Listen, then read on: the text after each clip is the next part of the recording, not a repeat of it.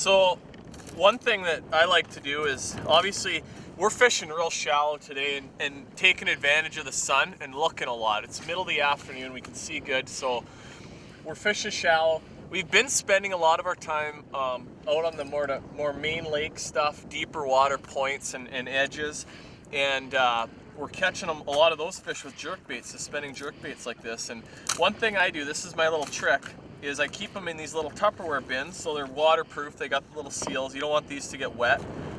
And then what I do to store a bunch of them, together, is I wrap these rubber bands around the hooks, and that'll sort of keep them from getting tangled up. So I can have a bunch of different baits in here. See, look at the teeth marks from that one. Those are all from bass.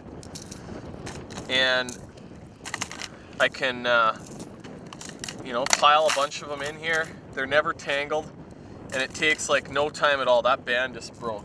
It takes like no time at all to kind of strap them all together. Okay, so to do this, just put it on the hook like that, and then hold the other one up, and just wrap it about 4 or 5 times, and there you have it.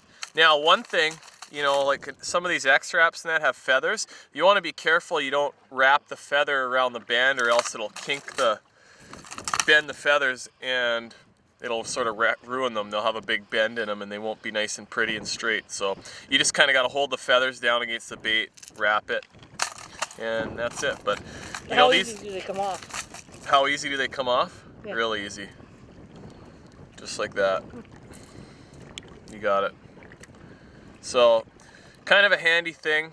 A friend of mine at home, Alex Kessler, I don't want to take all the credit for this, but Alex Kessler, a good buddy of mine, bass and walleye fisherman from back home, he's the one that sort of showed me this little trick, and works pretty good. This is just an assortment of X-wraps and Rapala Clackin minnows, and those are all baits that I use a lot at Lake of the Woods and Rainy Lake, and a lot down here at Lake Michigan as well.